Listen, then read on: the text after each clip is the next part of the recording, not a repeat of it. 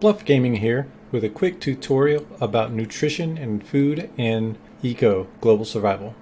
This is as of version 7.2.5 and I don't think there are any upcoming changes to the nutrition system in the near future, so this should be a good tutorial for some time, although this game is still in beta, so this could change. When you start out in Eco, you'll primarily be eating raw foods that you just find anywhere around the world. You want to try to balance your 4 different nutrition categories here, and I'll cover that more extensively in the later part of this video. Once you get established with Campfire and Advanced Campfire foods, there are 5 clear winners for the foods. You have at least 1 in each category with 2 in carbs. For your carbs, you want to eat bannock and fried tomatoes. For your protein, you'll want to eat campfire stew. For your fat, you'll want camas mash. And for your vitamins, you'll want to eat wild stew.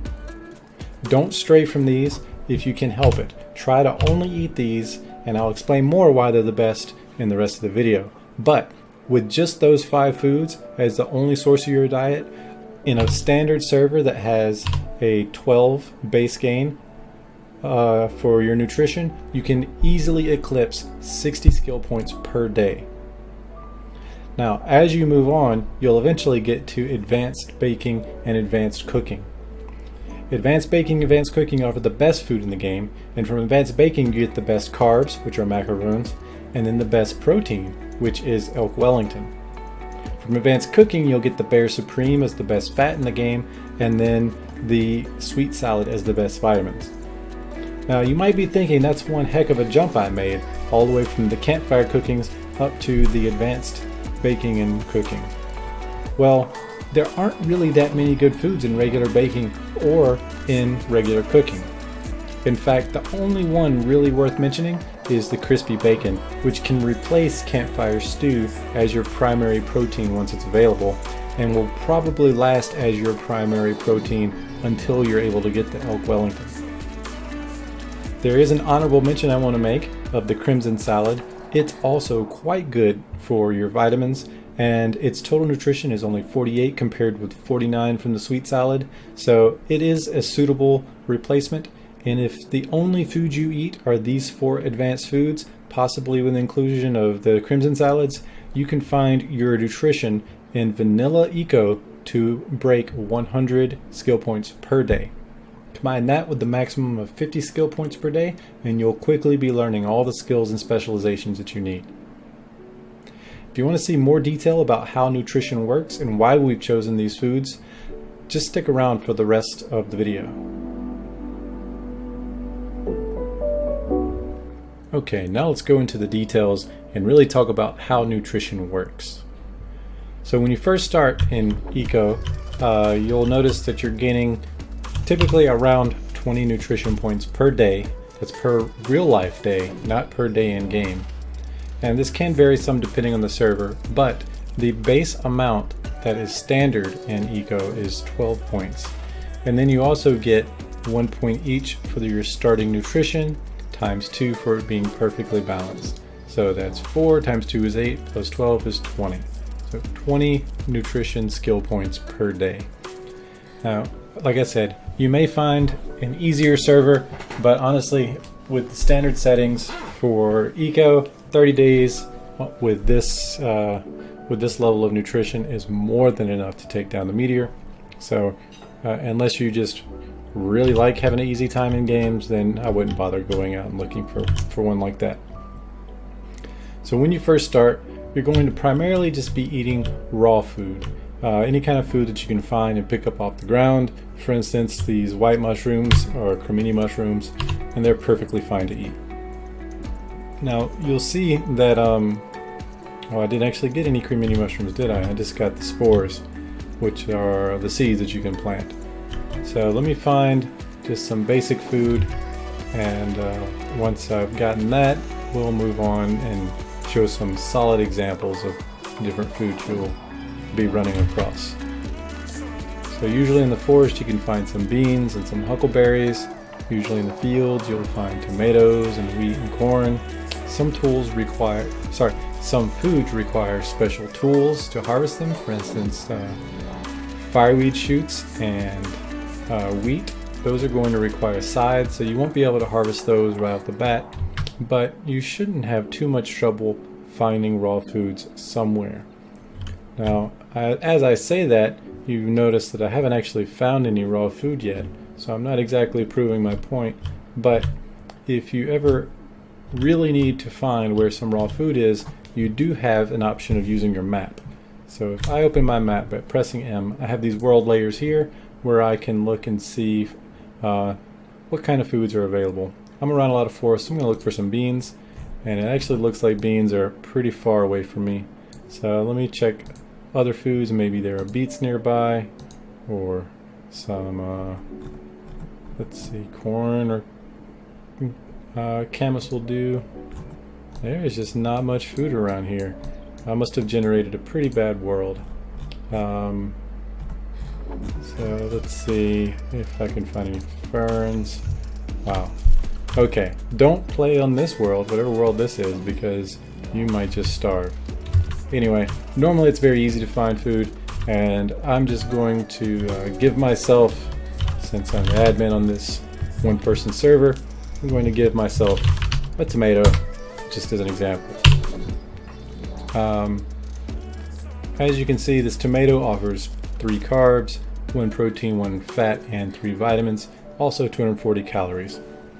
So I right click to eat it, and you see this pie chart over here has changed a lot.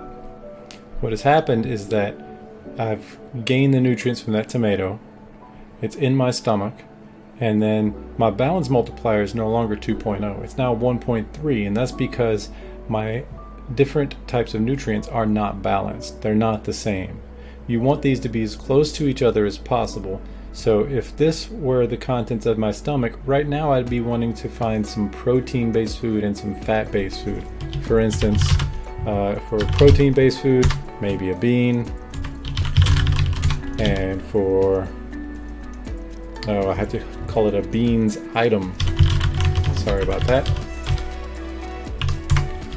And for fat, a camas bulb is fine for fat. So as you can see here, beans, they have a bit of every, oh, not a bit of everything, they have a bit of 3 of them, but they're higher in protein than others. So if I eat that, you see this is leveled out quite a bit. Now my lowest one is fat, so the next thing I want to eat needs to be higher in fat than everything else, which this one is. And things are getting more balanced. As you can see now, I need vitamins, and so on and so on. The closer to the same these all get, the higher your balance multiplier goes, and the higher total nutrition you get. Again, I started getting about 20 a day, and now I'm getting 24.8 because these numbers are considerably higher than 1 now. So you can only live on uncooked food for so long. Well, technically you can live on uncooked food forever, but if you want to gain skill points quickly, you need to start eating higher quality food. Now, as soon as somebody starts cooking, they'll be using the specialty called Campfire cooking right here, and it shouldn't take them very long at all before they get to advanced Campfire cooking. When they're just on Campfire cooking, they'll just be making usually charred versions of everything. Charred tomatoes, charred camas bulbs, charred meat. There's all sorts of charred stuff. There are a few things that aren't charred, but that's generally what you're going to find. And luckily now I'm able to show you that usually finding food is not difficult. I am now in a field of tomatoes. Lots of food would be available. So, once either you or your chef has mastered the Campfire and advanced Campfire cooking, you're going to want to focus on 5 specific foods. The reason I'm saying 5 instead of 4 is that you do want to have a food that is good for each individual nutrient, so that would make 4 foods. However, in the Campfire and advanced Campfire cooking recipe books, there's actually a tie on the 2 best carbs. So for those 2, it's whatever is available, but I'm going to go ahead and load up some of each of those, and we're going to take a look at how that can affect our nutrition. So the best carb, there's a tie between either bannock, let's take 5 of those, and then the fried tomato.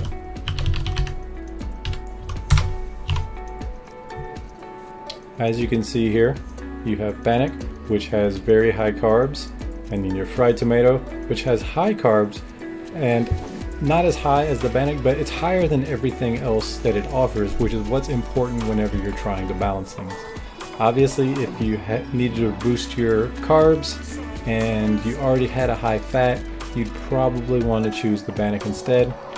But I did say these are a tie, and generally they are, because aside from having the highest in your desired nutrient, what you need to look at to decide if a food is good is the total nutrient value altogether, because you want all of the nutrients added up together to be as high as possible to get your total average of these four up as high as possible.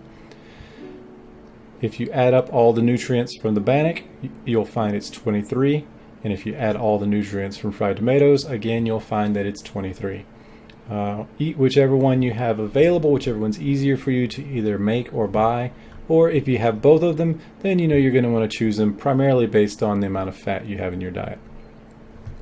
Next up are your proteins, and the best protein available from the two Campfire cookings is the Campfire stew. Campfire stew, again, higher protein than everything else, but with a total nutritional value of 28. It's an excellent protein, and it beats out all the other proteins in the game until you get to simmered meat and crispy bacon, which I'll cover in a bit. Your best fat will be the Camas mash, which actually comes from regular Campfire cooking. And then your best vitamin will be the wild stew. So I've taken 5 of each of these, and I'm going to start eating some food so we can see how it affects us. So I'm lowest on vitamins now, so let's start with the wild stew. And I'm just going to do a slash vomit here.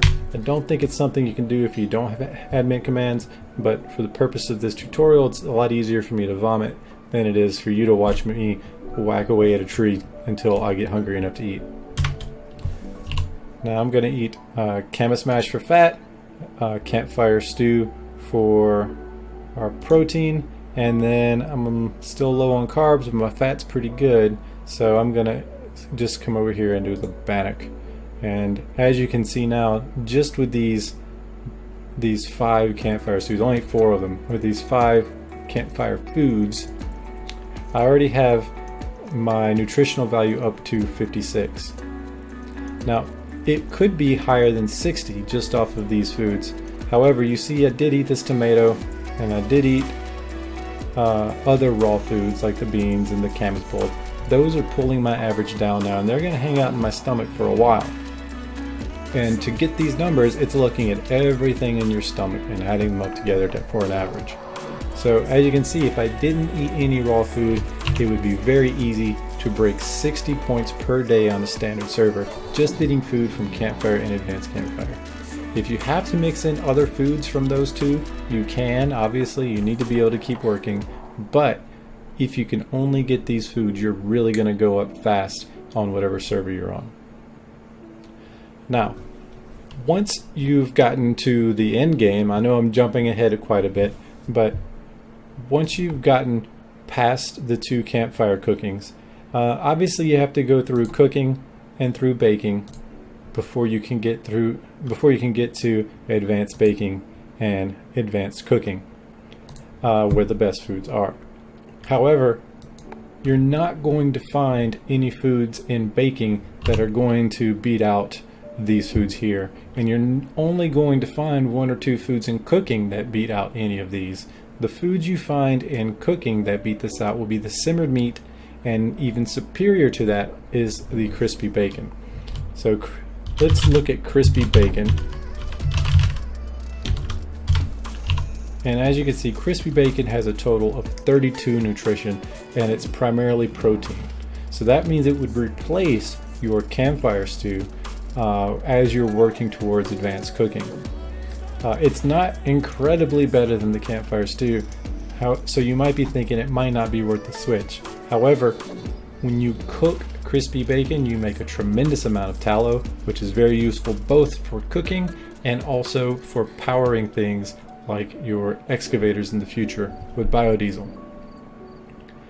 So now, skipping beyond the cooking and baking, because there aren't that many foods for us there. However, cooking does have quite a few ingredients for advanced cooking, but skipping those, I'm going to dump all this, and we're going to look at the 4 best foods in the game. The best carb in the game is the macaroon, and they don't have a lot of calories, but their total nutrition is fantastic, and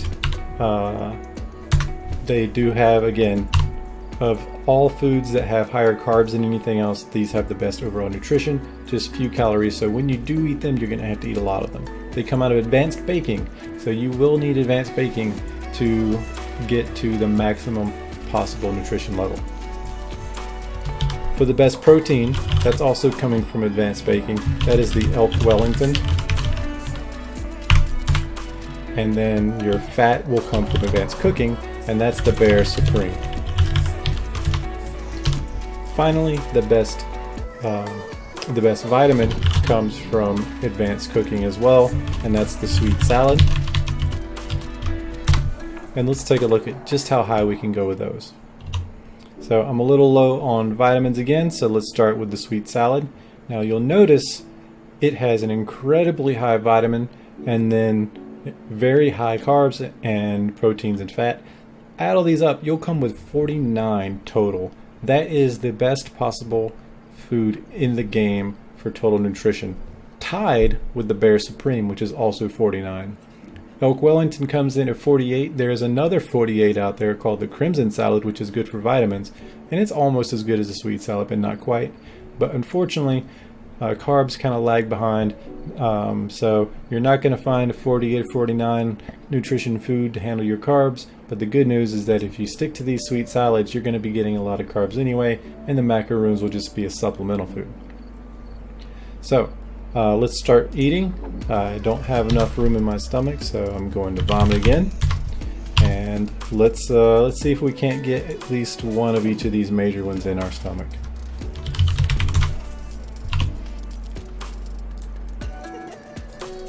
Okay, as you can see, we're out of balance, so we need more vitamins. Let's eat a sweet salad.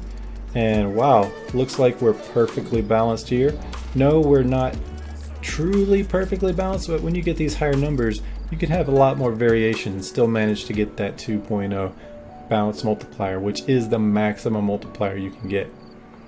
Now right now I only have 85 total nutrition per day, and then again, that's because I have a lot of this other stuff weighing me down. But if you really push it, as you saw in the earlier portion of this video, you'll see that you can break 100 nutrition just with these 4 foods. On a server that has a higher space skill gain, you might see yourself at 130 or higher, but generally between 100 and 105 is where you're going to sit at a base game with the best foods in the game. Again, there's that honorable mention I said earlier of the crispy bacon. That's going to work as a bridge between your advanced campfire cooking and advanced cooking. And then another honorable mention, just in case it's easier for you to make, is the crimson salad. Technically, it's not quite as good as the sweet salad, but with a total of 48 compared with 49, if you have the ingredients for a crimson salad and not a sweet salad, don't sweat it.